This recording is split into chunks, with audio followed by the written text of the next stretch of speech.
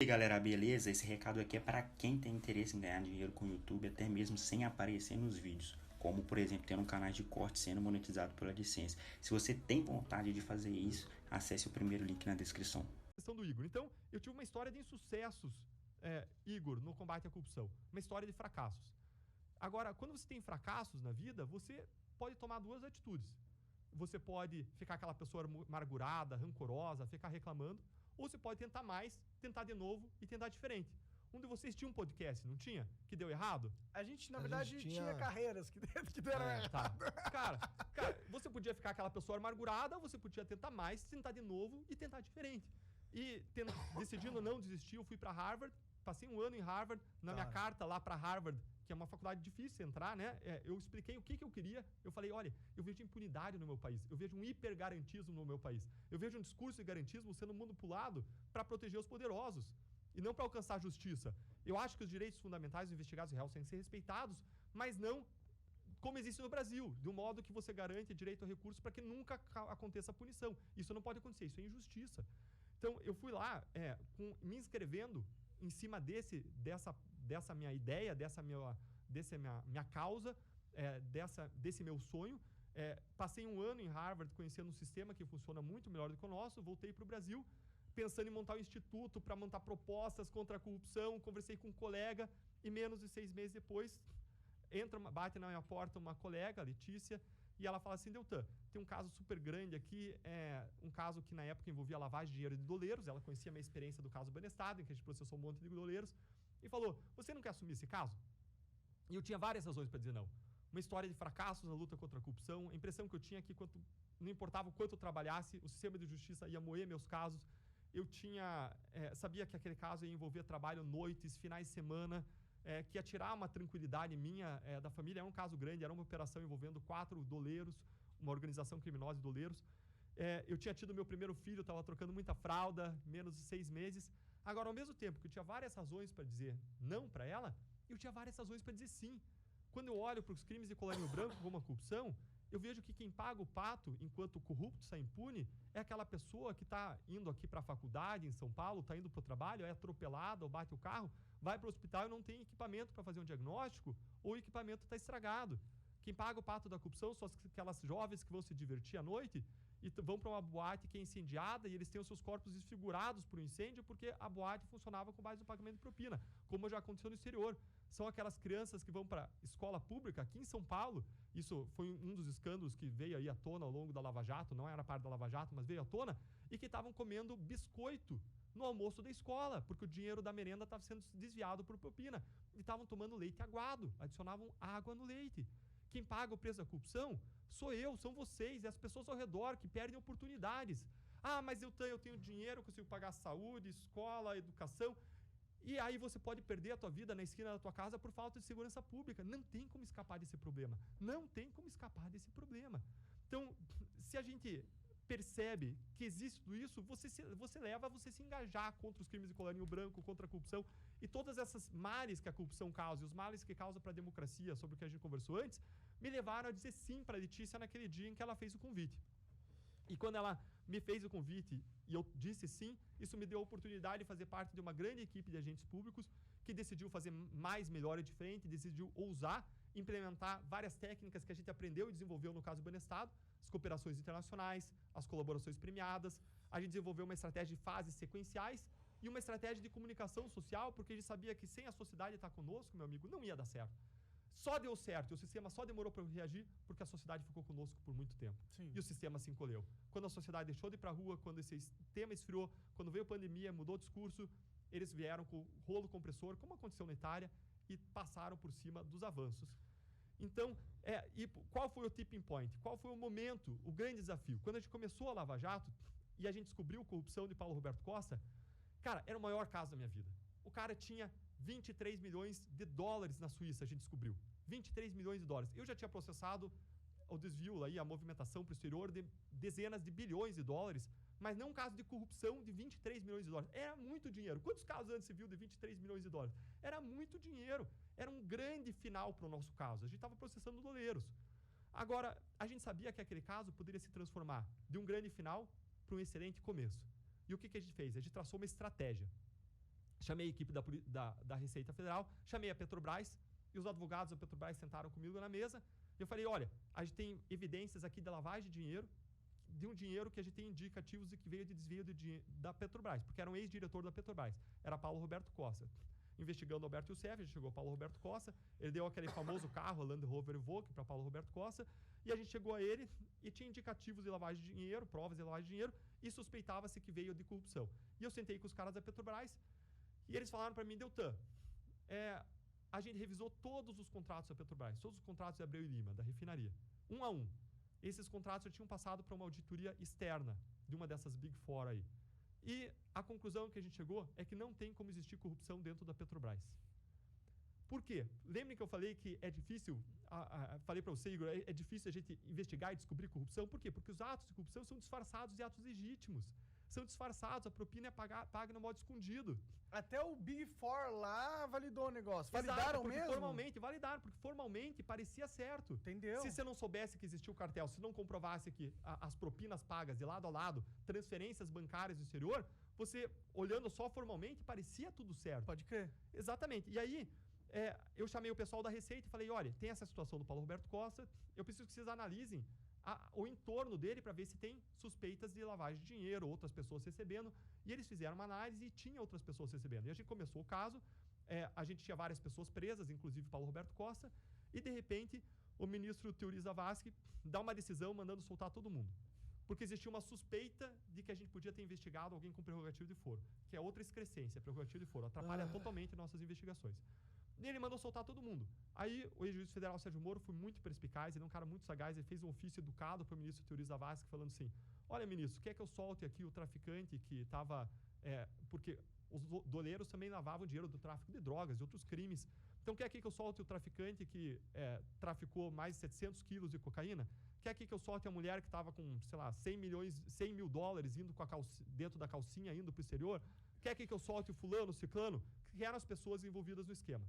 E aí o ministro viu o tamanho do buraco, não imaginava, não tinha analisado o caso devidamente para ver o que estava acontecendo, deu uma canetada, mas ele foi muito humilde. A gente tem que valorizar a humildade, a pessoa que volta atrás no erro, porque ninguém está livre de cometer. E esse ministro, Teori Zavascki, me parece um ministro muito sério, muito correto, foi ao longo da Lava Jato, ele volta atrás e ele diz, tá bom, segura todo mundo preso, menos o Paulo Roberto Costa, que já tinha sido solto. Porque quando ele manda soltar, o juiz Sérgio Moro soltou o Paulo Roberto Costa e falou, e os outros? É para soltar? Confirma para mim? E ele mandou, não, mantém os outros presos e eu vou analisar aqui em cima. Se não tivesse mantido os outros presos, a tendência era esse ministro julgar esse caso depois de um ano, pelo padrão das outras decisões em casos similares. Porque quando não tem réu preso, não tem urgência. E no Supremo tudo demora. Uma decisão de primeira instância demora 5 dias para receber a denúncia, para começar um processo. No Supremo são 600 dias. Então, não funciona. E aí... ele mandou soltar todo mundo, manteve preso só Paulo Roberto Costa. E aí, se ele tivesse... mandou soltar isso. Mandou soltar Paulo Roberto Costa, mandou preso todo mundo. E se ele tivesse soltado todo mundo, esse caso só ia ser julgado depois de um ano e a gente estava numa força-tarefa que tinha sido montada só para esse caso. O que ia acontecer? Ia desmontar a força-tarefa. Porque a gente ia ficar lá sem ter nada o que fazer. Mas como todo mundo estava preso, a maior parte das pessoas estava presa, a gente falou, vamos trabalhar nos bastidores, enquanto ele suspendeu, vamos analisar a informação, para a gente adiantar o trabalho e a gente formaliza isso na conclusão, assim que ele não suspender mais, assim que ele mandar correr, se ele mandar correr. E demorou um mês para decidir, e aí ele fala, não tinha investigação de ninguém com foro privilegiado, era uma alegação infundada, toca o pau Curitiba, devolve o caso para nós. Nesse meio tempo, você perguntou da Suíça, como é que a gente estabeleceu o contato. Um procurador da Suíça tinha me ligado, Luke Gruber, um cara muito bom, e o cara disse, Deltan, tenho aqui uma conta com mais de 23 milhões de dólares de Paulo Roberto Costa e mais um dinheiro do Alberto Youssef, dos parentes de Paulo Roberto Costa. Daí eu falei, posso usar essa informação? Eles normalmente não autorizam, mas em razão do contato pessoal, mais uma vez, autorizou, mandou um e-mail autorizando, aí eu pego aquilo lá e a gente apresenta para a justiça e diz, prende o cara que o cara tá lavando, tem dinheiro oculto no exterior, mais de 23 milhões de dólares. E Paulo Roberto Costa é preso de novo.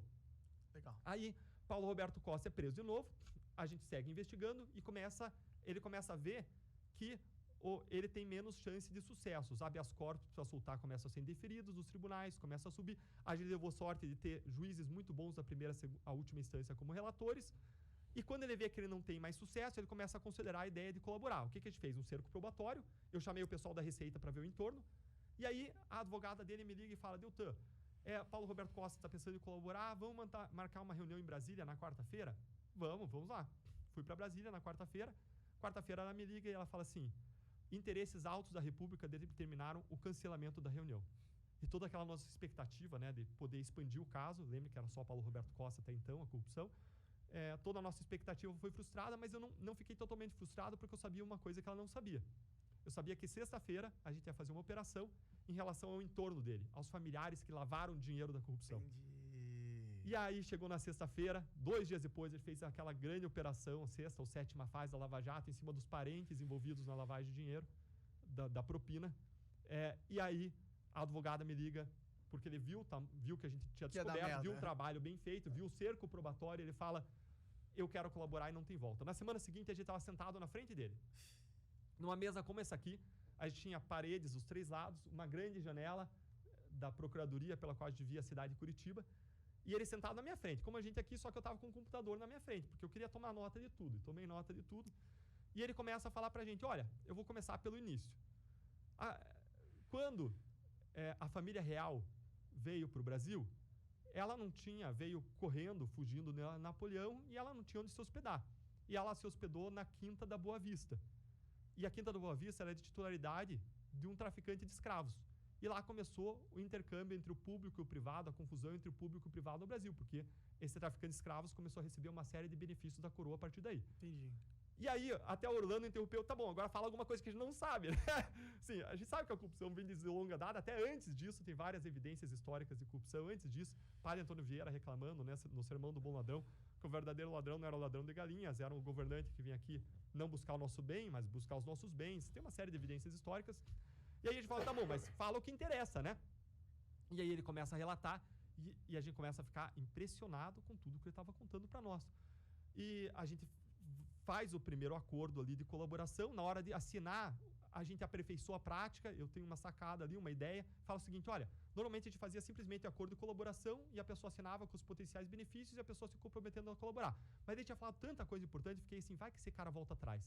Vamos fazer uma folha com um resumo de cada fato que ele vai relatar, dizendo quem que ele vai implicar. Até para o cara não voltar atrás e não mudar a versão depois. Pode crer. Né? E aí a gente fez e isso passou a ficar famoso e ser chamado de anexo do acordo de colaboração. Legal. E aí nesse acordo também abriu mão de todo o dinheiro do exterior lá. Massa. Que era 23 milhões de dólares. E aí, nesse momento, quando tem a devolução do dinheiro... não tem aqui no Brasil, Puta né? Que pariu, pra abrir mão de 23 milhões de dólares. Cara, e as somas são assustadoras, né? As somas são assustadoras nesse caso. E aí, quando a gente faz esse acordo de colaboração premiada, envolvendo aí... Caramba. Cara, o governo está sabotando este podcast, não está gostando das verdades que está... Aí, boa. Conseguimos vencer o governo. Está no ar já, voltando? Já, só apagou a luz alguém ali de besta. Ah, boa, tá jóia. Bacana. Então, quando a gente faz esse acordo com o Paulo Roberto Costa, você tem lá depositados 23 milhões de dólares. Vamos dizer, sei lá, 80 milhões de reais na época, tá? Aí a questão ficou muito mais caro anular esse caso. Todos os casos prévios, eles eram anulados com base em filigranas. Agora, para o cara anular esse caso, ele tinha que mandar devolver 80 milhões de reais. Castelo de Areia, Boi Barrica, Sundown, Dilúvio, vários outros casos foram anulados, mas eles não tinham recuperado dinheiro. Pode crer. Agora você tinha 80 milhões de reais, difícil, você tem uma materialidade, caro. Né? Não só materialidade, porque os outros casos também tinham materialidade. Mas agora ficou caro. Quem que vai anular e mandar devolver 80 milhões? Vai ficar custoso até pra imagem pública, né? Vai sair uma notinha no jornal, 80 milhões são devolvidos no esquema de... Porque algum político filho da puta. Então, Igor, até aquele momento, todo dia a gente pensava, qualquer dia, a qualquer momento vai vir uma decisão e vai suspender esse caso e vai anular esse caso. Todo dia a gente acordava sabendo que isso era possível e por isso a gente se dedicava noites e finais de semana, nesse caso, tentando pegar os 80 mil documentos que foram apreendidos apenas na primeira fase da Lava Jato e tentando fazer sentido de tudo aquilo. Quando a gente faz o acordo, a gente fala, a gente ganhou um fôlego agora. Agora a gente vai poder trabalhar e vamos continuar dando um gás para trabalhar. E a gente tinha em Curitiba uma série de circunstâncias que favoreceram esse caso. Tinha um ótimo relacionamento com a polícia. Vários lugares, MPF e polícia competem. Mas ali, a líder na Polícia Federal era a Érica Marena, sou amigo dela, assim, a gente gosta muito do outro, tem uma admiração recíproca. Ela até falava, Dilton, parece que a tua história foi forjada para você estar no caso Lava Jato, pelo que você estudou, né, experimentou na vida. E a gente tinha um excelente relacionamento. E a gente trabalhou muito intensamente em conjunto, focado na 7ª fase. E eu lembro do Carlos Fernando falando, você imagina então os grandes empreiteiros do país que corromperam ao longo de décadas, um depois do outro rumando para a prisão. Eu quero ver essa cena, o Carlos Fernando colocava. Vamos fazer uma grande operação. A gente tinha discussão, será que a gente fazia uma só para testar, para ver se ia fazer certo, se ia dar certo, uma empreiteira, ou a gente faz as maiores? Só que se faz de uma, podem anular, derrubar o caso, suspender. Vamos fazer com tudo aquilo que a gente tem fácil para fazer. Vamos fazer as 7 que a gente tinha lá, mais fáceis. Depois a gente fez, no ano seguinte, o Odebrecht e a Andrade Gutierrez. Eram 2 muito grandes, que a gente não tinha prova ainda naquele momento, que não participavam do esquema do Alberto Youssef, de distribuição de propina. Era outro esquema, era contas do exterior, era uma coisa bem mais intricada. E aí, a gente fez, então, a 7ª fase, e quando a gente fez a 7ª fase, o Carlos Fernando apostou uma janta com a gente, dizendo, essas pessoas vão passar o Natal em casa. Porque o sistema é assim, doutor. Os poderosos, eles se rearranjam. As elites, elas se rearranjam e elas resolvem tudo. É o que a gente está vendo agora. Mas naquela época, tinha um diferencial. A gente não só teve a sorte dos ótimos ministros e juízes da primeira e última instância, mas a sociedade e a imprensa se mobilizou. E a gente tinha os 80 milhões de reais, que se alguém anulasse, ia ter que mandar devolver. E aí, eles ficaram presos até o Natal, passaram do Natal presos. O Carlos Fernando pagou a janta, pagou feliz porque não acreditava. E aí eu comecei a falar, gente, a gente tem que lutar para mudar o sistema. Porque a Lava Jato, ela pode dar um resultado, a gente não sabe até onde ela vai parar. Agora, se a gente quer mudar a realidade, a gente precisa ir além da Lava Jato. A gente precisa mudar o sistema para que todos os casos possam ser Lava Jatos. Não só uma operação que deu sorte, que conseguiu encontrar um bom ambiente para se desenvolver, dar certo, mas a gente precisa que todos os outros casos de corrupção sejam efetivos, recuperem dinheiro, punam os responsáveis. E só isso que pode frear a grande corrupção. A gente precisa mudar as regras também do sistema político que incentiva a grande corrupção. A gente precisa ir além disso.